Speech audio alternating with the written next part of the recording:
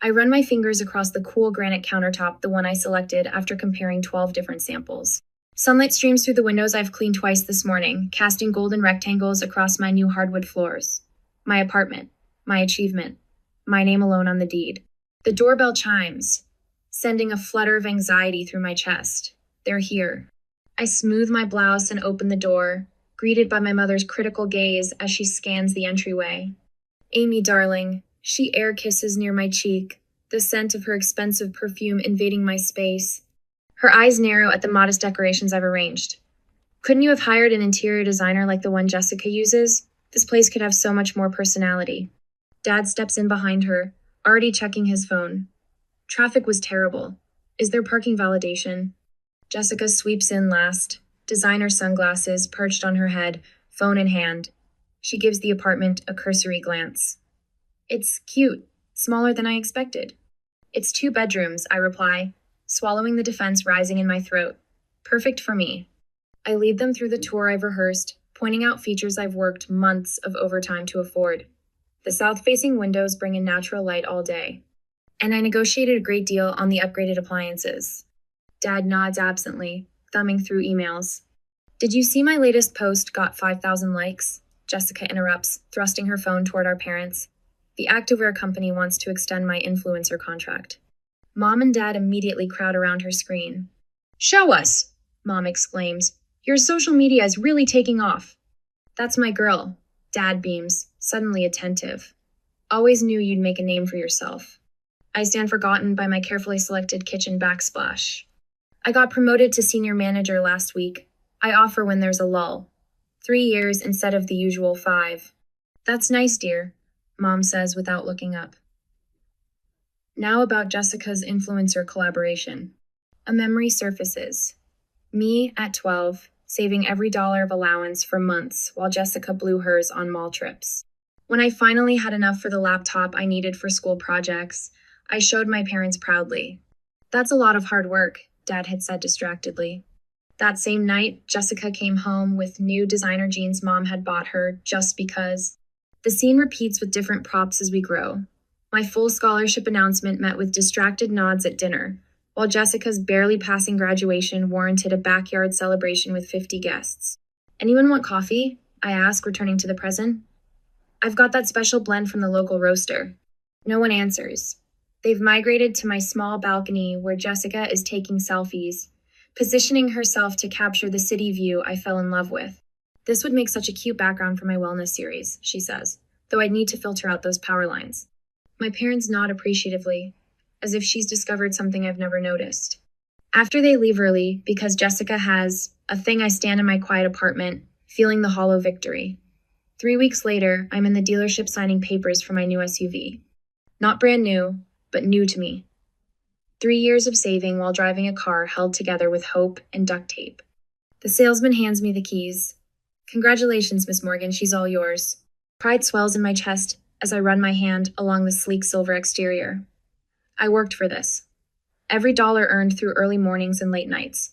When my family arrives for Sunday dinner, I park prominently in the driveway. Nice car, Dad says, giving it a cursory glance.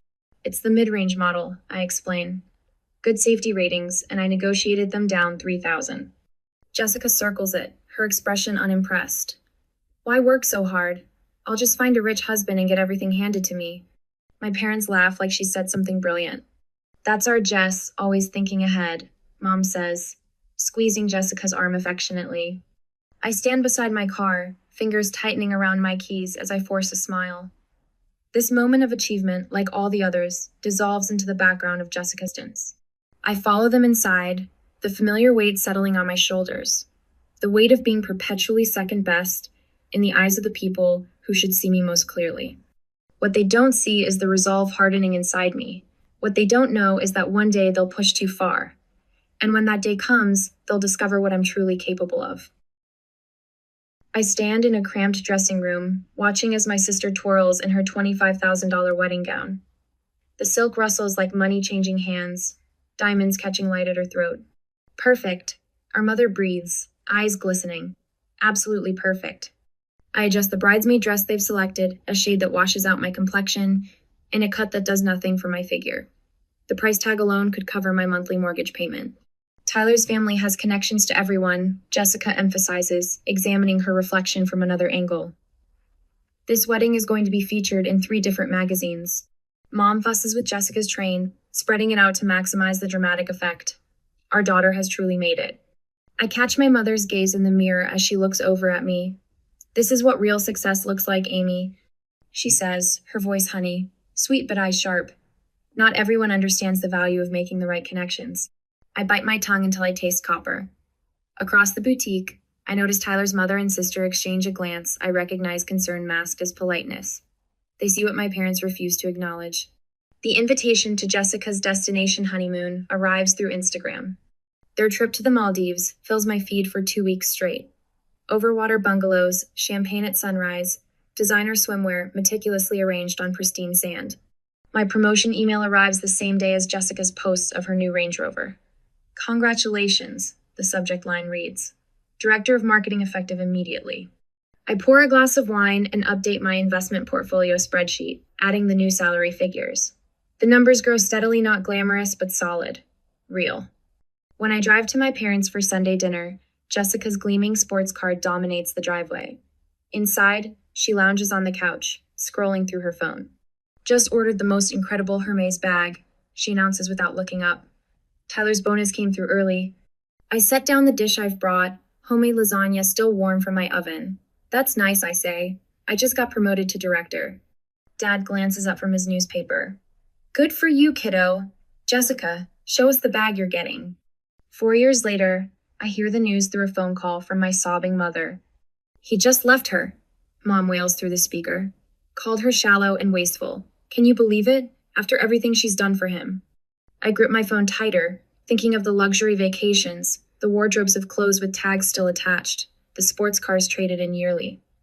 What exactly happened? Tyler stood at the door with his suitcases, Mom says, her voice cracking. He told Jessica he couldn't support her endless spending anymore, that she'd never understood the value of money or marriage. She tried to explain that she deserves nice things, but he just walked away. I stare at my expense tracker app, decades of careful decisions reflected in neat columns. The divorce papers cite irreconcilable differences and financial irresponsibility. Mom spits the words like venom. His lawyer is being absolutely ruthless about the prenup. She's getting practically nothing, Amy. Where is she staying? I ask, though I already know the answer. Here, of course, Mom says, as if it's obvious. We've kept her room exactly as she left it. She needs our support right now. My hands tremble as I open the email 3 times to confirm I'm not hallucinating. Congratulations, Amy Morgan. You're the winner of our European Dream Vacation contest. Your entry showcasing innovative marketing strategies has earned you an all-expenses-paid trip, valued at $15,000. Experience 2 weeks across 5 European countries. I dial my parents' number, excitement bubbling in my chest. For once, I have something extraordinary to share. Mom, Dad, you won't believe this. I entered a professional contest months ago and just found out I won a $15,000 European trip. I'm going to see Italy, France. Oh, sweetie, Mom interrupts, her voice shifting to the tone she uses when explaining difficult concepts to children. You should give that to Jessica. She needs to heal right now. The excitement freezes in my chest. What? Your sister is devastated, Dad chimes in. A trip like that would really help her recover from this trauma. She hasn't had a vacation since the divorce. It's not transferable, I say automatically, though I haven't even checked. It's a professional achievement prize. I'm sure you could work something out, Mom presses. Your sister needs this more than you do. It's selfish to keep it. The familiar weight settles on my shoulders, the expectation that I'll fold, accommodate, sacrifice. But something different stirs beneath the weight this time. Something that's been building through years of dimmed celebrations and diverted attention. No. The silence on the other end of the line stretches long enough that I check to see if the call dropped. Excuse me? Mom finally says. No, I repeat, my voice growing steady. I earned this. I'm going. Amy Elizabeth Morgan. My father's voice hardens. We're disappointed in you, after everything we've done. What exactly have you done? The words escape before I can reconsider. When have you ever celebrated my achievements the way you celebrate Jessica's existence? I hear the front door open in the background of the call, followed by Jessica's voice asking what's happening. Your sister is being selfish, Mom explains loudly. She won a European trip and refuses to give it to you. Jessica's voice comes through clearly, shrill with indignation. Are you serious? You've always had everything easy. You have a job and an apartment. I have nothing. I have those things because I worked for them, I say, surprised by how calm I sound. Just like I worked for this trip. We raised you to care about family, Dad says, disappointment heavy in his voice. I do care about family, I reply, but I also care about myself. I end the call and stand in my quiet kitchen, shoulders square for the first time in years. My reflection in the window shows someone I barely recognize, someone with a straight spine and clear eyes. 2 weeks in Europe, away from their expectations and disappointments, away from a lifetime of second place. I book my flight that night.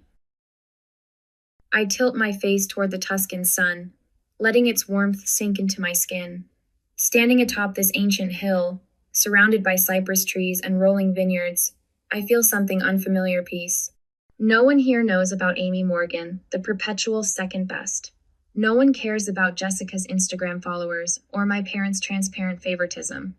I snap photos of crumbling stone archways and centuries-old frescoes, never once turning the camera on myself. For 3 glorious weeks, I've existed without comparison, without judgment, without having to make myself smaller. In my travel journal, the pen flows easily across the page. For the first time, I feel valued for who I am. The Italian family at the local trattoria remembers my name, not my sister's. The watercolor instructor praises my eye for detail, not my ability to pose prettily. The hiking guide appreciates my prepared questions, not my designer activewear. On my final evening, I raise a glass of local wine with travelers I've befriended. To building a life on my own terms, I toast. The words taste like possibility. My key turns in the lock, luggage heavy in my hands. 15 hours of travel has left me craving a hot shower in my own bed. But the moment the door swings open, something is wrong. Unfamiliar shoes designer stilettos I'd never waste money on litter my meticulously organized entryway. A silk blouse that costs more than my monthly grocery budget is thrown carelessly over my sofa. The air smells ranch expensive perfume masking something else, something sour. Hello? I call out, voice sharper than intended.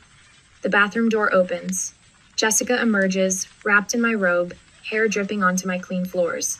Oh, she says, barely glancing up from her phone. You're back already? My throat tightens. What are you doing in my apartment? She shrugs, scrolling through social media. Mom and Dad gave me a key. I needed somewhere to stay. They're on speaker, actually. She gestures toward the phone on my kitchen counter. I drop my bags and stride across the room. Mom? Dad? Why does Jessica have a key to my apartment? Amy, don't make a fuss. My mother's voice crackles through the speaker. Your sister needed somewhere to stay while sorting things out. Your place was just sitting empty. My place wasn't sitting empty. I was on a trip. A trip you should have given to your sister. My father interrupts. She needed it more than you. I press my fingers against my temples. Where's all my stuff? My bedroom. I moved some things to make space, Jessica says, examining her manicure. No big deal. My heart pounds as I scan the apartment. Family photos rearranged. My books stacked haphazardly in corners.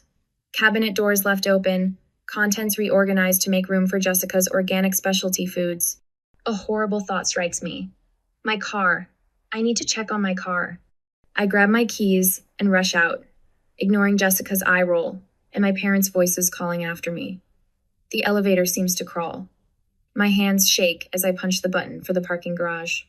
The space where my SUV should be space 247, where I've parked for 2 years, is empty.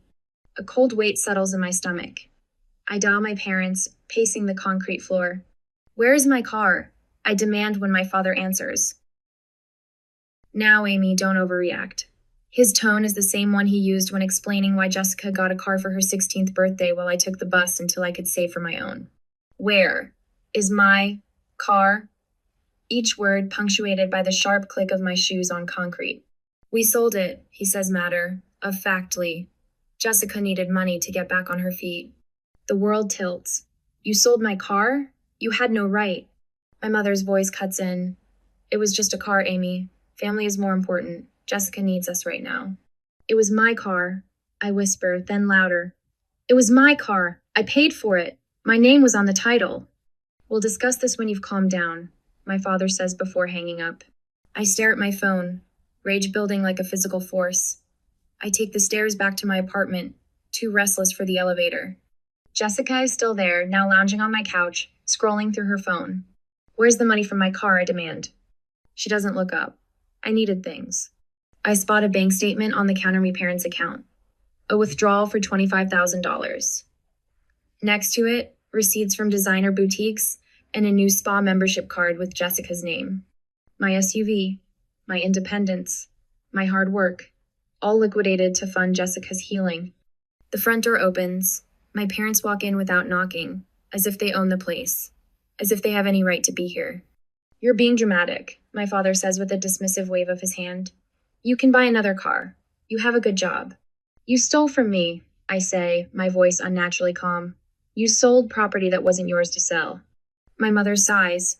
Family shares everything. Why are you so selfish? That word selfish, the one they've wielded against me my entire life whenever I've wanted something for myself. But something has changed. My hands are no longer shaking. My voice is steady. The shame they've tried to instill no longer takes root. Get out, I say. All of you. Now. Jessica's face contorts in manufactured outrage. After everything we've done for you? Fake tears spring to her eyes, the same performance that's worked on our parents for decades. My father puffs up. This is not how you speak to family. You've done nothing but take. I cut him off, my voice ice cold. That ends. Get out of my apartment before I call the police and report my car stolen. Jessica gasps. You wouldn't. I would. I am. I hold the door open, arm rigid. Leave your key. My mother tries one last manipulation. We're your family, Amy. I meet her eyes without flinching. Not anymore. When the door closes behind them, I slide the deadbolt with a satisfying click. For the first time, the sound doesn't represent keeping others out. It represents keeping myself in. I slide the manila folder across the polished desk. Evidence of betrayal packaged in crisp chronological order. The attorney Ms. Leviner raises her eyebrows as she flips through the documents. They had no legal right to sell property registered in your name, she says, her voice sharpening as she examines the car title. My name in bold black letters. This is straightforward theft. I want everything documented, every penny. My voice doesn't waver anymore when I speak about them. The tremor that used to live in my throat has hardened into something stronger. Miss Levine lifts a spreadsheet from the folder. You've kept receipts for years? Since I was 16. I don't tell her how it started as a desperate attempt to prove my worth.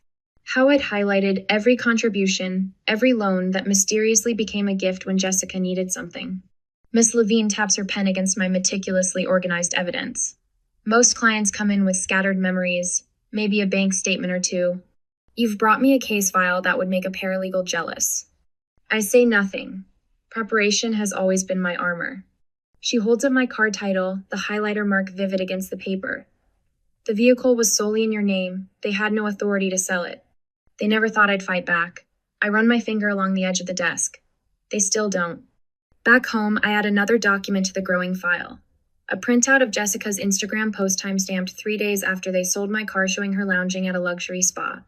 The caption reads, Self-care is investing in yourself. Number healing, number treat yourself, number deserving. Beside it, I place screenshots of text messages from my father. We did what was necessary for Jessica. The car was just sitting there while you were gallivanting in Europe. My mother, family shares. You've always been so selfish with your things. The evidence mounts. Not just of the car, but years of financial manipulation. The emergency money they needed when I was 24 that went toward Jessica's destination birthday party. The temporary housing they demanded for Jessica in my apartment that stretched from weeks to months. I close the folder and place it carefully in my briefcase. Tomorrow, they learn what consequences feel like. The sheriff is punctual. I stand in my living room, arms crossed, as he knocks on my apartment door. Jessica answers, her face transitioning from annoyance to confusion. Jessica Morgan, the sheriff asks. Yes, she's wearing my robe again. I'm serving you with an eviction notice. You have 72 hours to vacate these premises. Jessica's mouth opens and closes. She snatches the document, scans it, then glares at me over the sheriff's shoulder. You wouldn't. I meet her gaze. I already have. After the sheriff leaves, Jessica advances on me. You vindictive bitch. Mom and Dad will. They'll what? Sell another one of my possessions without permission? We've reached the end of that particular road. I pick up her designer purse from my coffee table and hold it out. You might want to start packing. 3 days later, I stand in the doorway, arms crossed as Jessica drags her overloaded suitcases across my hardwood floors. The sheriff waits patiently by the elevator. This is ridiculous, she huffs, struggling with a designer bag stuffed with clothes, most of them still with tags. Where am I supposed to go? That's not my problem. My voice sounds different even to my own ears, unburdened. Jessica pauses at the threshold, mascara smudged beneath her eyes. Mom and Dad will never forgive you for this. I'm not asking for forgiveness, I'm demanding respect. I don't move from my position. The sheriff checks his watch. We need to wrap this up, ma'am. Jessica's face contorts with a familiar tantrum brewing, but for once, she has no audience willing to indulge it. She yanks her suitcase over the threshold with a dramatic sob. The sheriff guides her toward the elevator with professional detachment. I close the door as they disappear from view. The silence in my apartment feels like a physical presence, clean and untainted. My father's voicemail plays on speaker while the locksmith changes my locks. You wouldn't sue your own family. We raised you, paid for your. I stop the recording and add it to my evidence folder, nodding to the locksmith as he hands me new keys. The security system will send notifications directly to your phone, the technician explains as he installs sensors on my windows. Any unauthorized entry triggers an immediate alert. I pay him extra to finish today. Tonight, I'll sleep in my space truly mine for the first time in weeks. Their living room looks smaller than I remember. Mom perches on the edge of the sofa, tissues clutched in her hand. Dad stands by the fireplace, arms crossed, face flushed. Miss Levine sits beside me, her briefcase open. You have two choices, I state, my voice steady. Return $30,000 plus damages, or we proceed to court. We don't have that kind of money. My mother's tears flow freely, the same tears that once paralyzed me with guilt. Dad slams his hand against the mantel. This is extortion. This is justice, miss. Levine corrects, her tone professionally detached. The documentation is comprehensive. The unauthorized sale of the vehicle, the misappropriation of funds, the pattern of financial exploitation. Exploitation? My mother's tears evaporate. We're her parents. Yes, I say, and parents shouldn't steal from their children. Where are we supposed to get $30,000? Dad demands. I look around the house. I grew up in the house.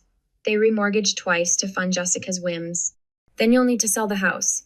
You have 30 days to make arrangements. My mother gasps. My father's face drains of color.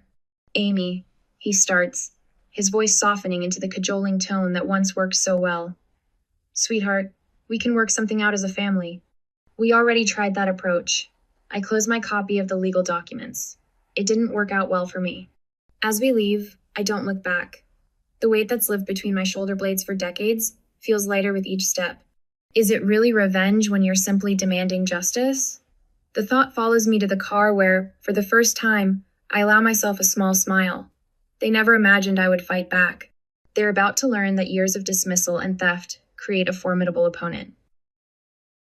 I straighten my navy blazer and check my reflection in the courthouse bathroom mirror. My hands are steady a welcome change from the trembling that haunted me after discovering Jessica in my apartment. The woman staring back at me stands taller than she did 3 months ago. The door swings open, and I step into the marble-floored hallway where my attorney waits, briefcase in hand.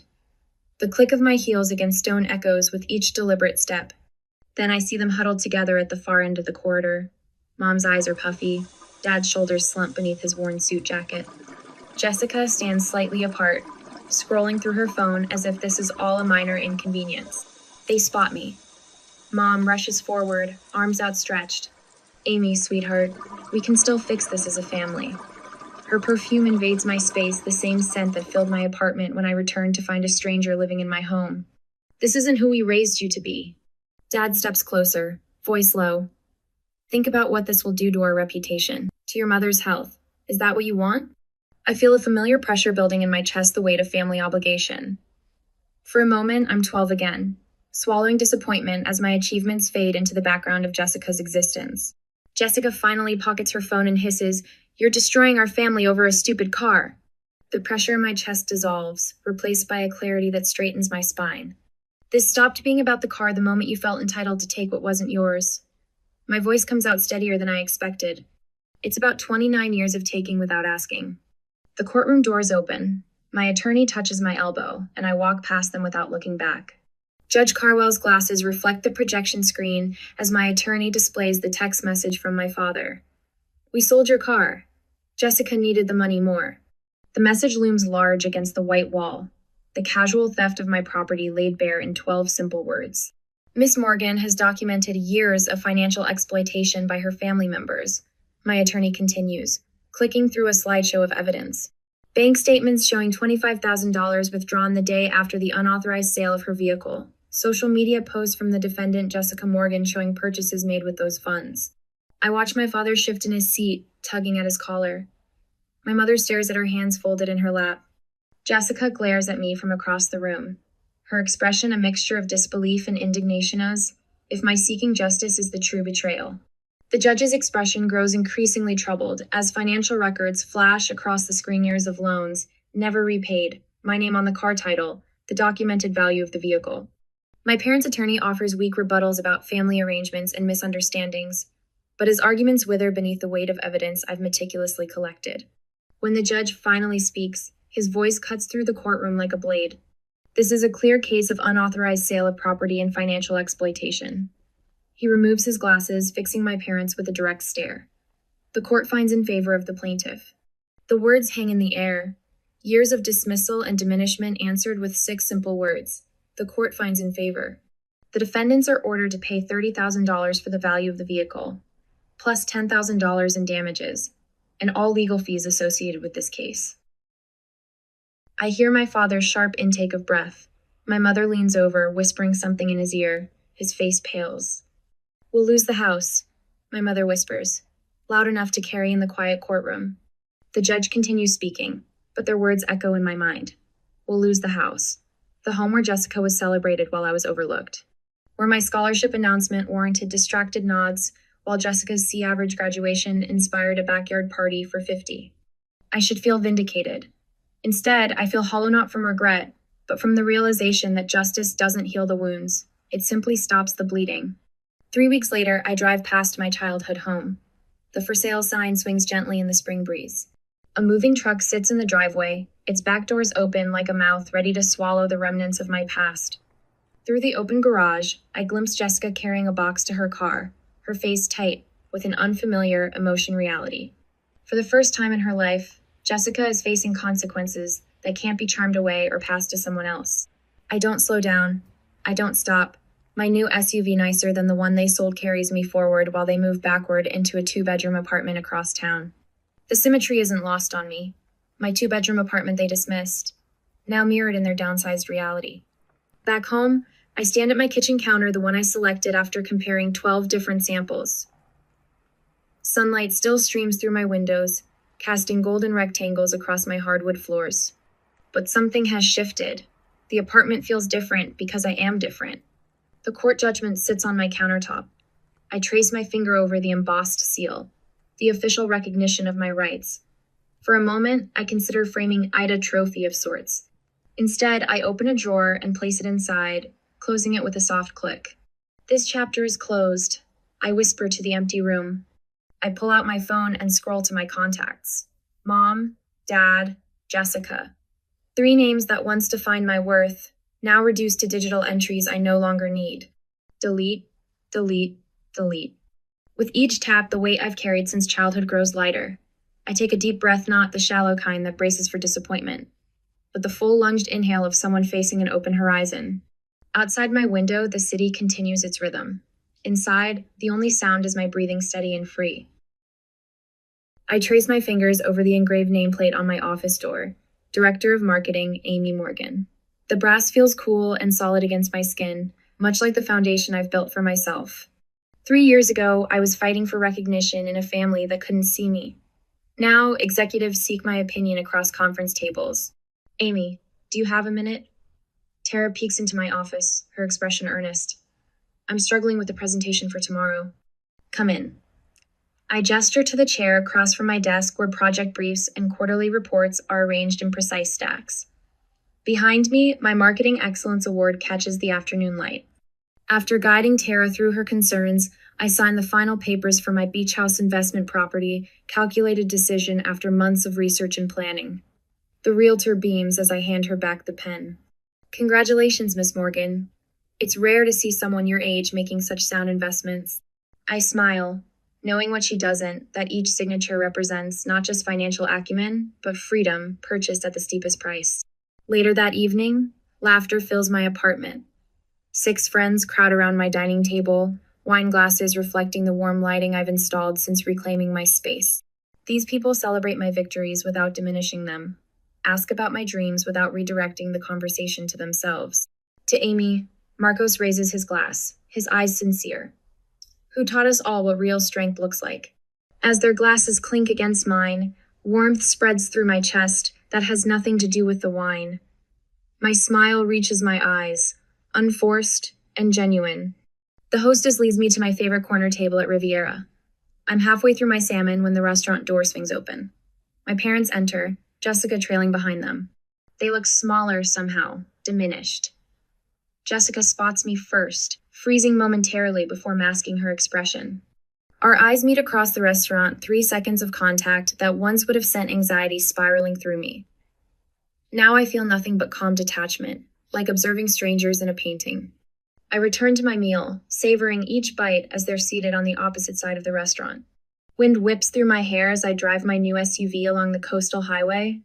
At $45,000, it's a significant upgrade from what they took from me. The dashboard holds a small framed photo from my European trip, me standing alone on a hillside, arms outstretched, face tilted toward the sun.